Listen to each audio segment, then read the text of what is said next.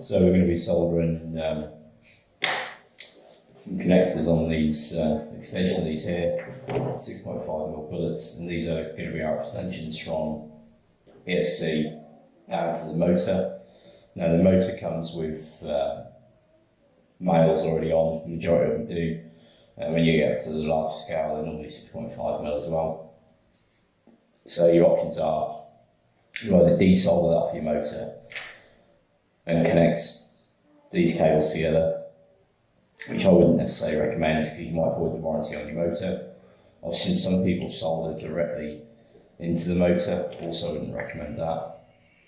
If your motor cables are long enough and can go straight in, fantastic. In my case they can't. So these jumpers are a little bit longer than they need to be, but not much. It just gives me enough room to tuck the cable away and use them on something else if need be. So I'm going to be soldering female connectors on here, and then they'll plug straight into the motor. So we'll get started.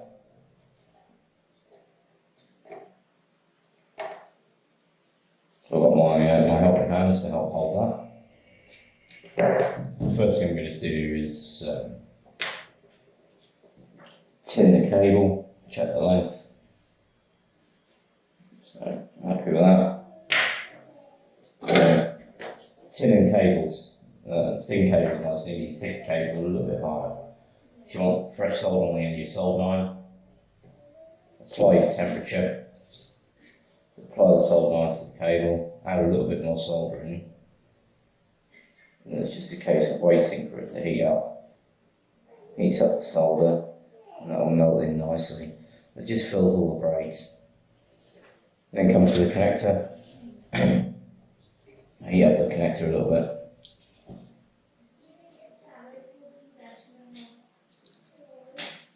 As we're heating up the connector, start applying a little bit of solder, not too much, and you'll start to see it, that'll then melt nicely in there. Now you don't need these type of connectors, you don't need much solder at all. The majority of it is on the jumper cable. So then bring the two together, apply heat to both.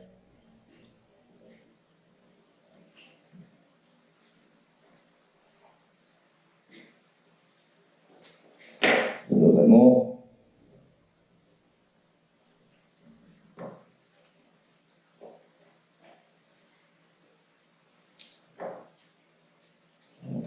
Together.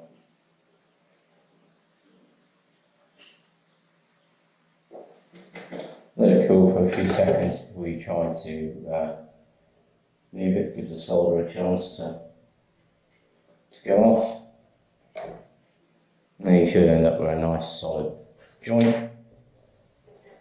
And you can then look at applying your heat shrink.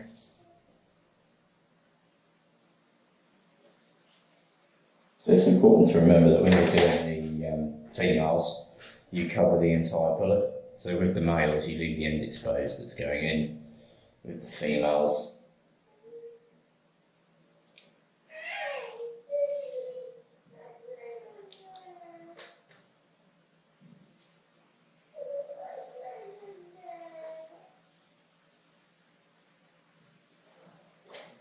so you can use a heat gun or hair dryer for this.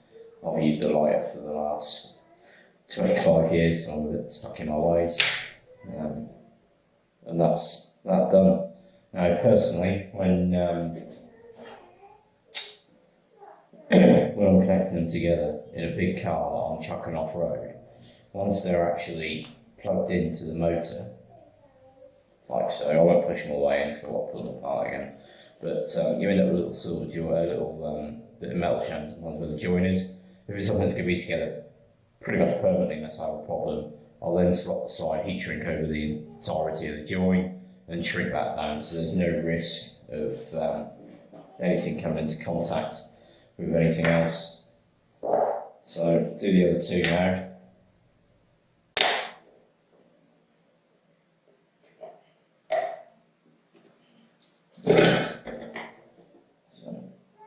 Again, we're just going to heat up and tin this cable.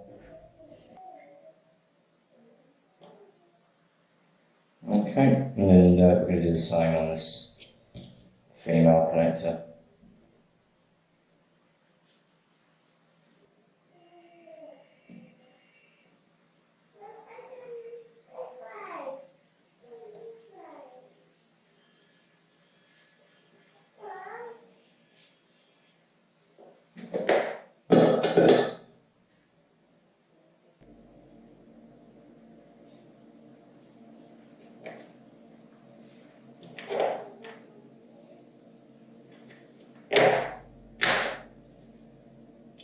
Okay, so same again, bit of heat shrink.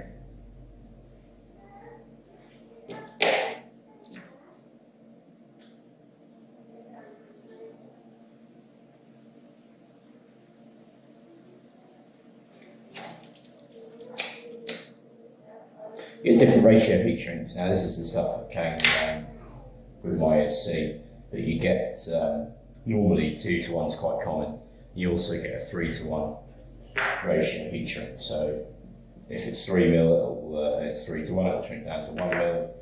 If it's 2mm, it's 2:1, it'll shrink down to 1mm within reason. So it's always worth checking that you've got the right heat shrink for the job. Heat shrink isn't expensive. It's another one of these things you see people using, things like electrical tape, stuff like that. There's absolutely no requirement for that. Heat shrink is, I mean, if you go to your local hobby store, you might pay a little bit more for it, but generally if you order it online, it's pretty cheap. And as with a lot of these things, if you know you're going to be doing the job, just get the stuff ordered in advance so you've got the right tools for the job. So that's all three done now. Put them into the motor, into the ESC, so you can see, and they're going to then be ready to go straight into the motor.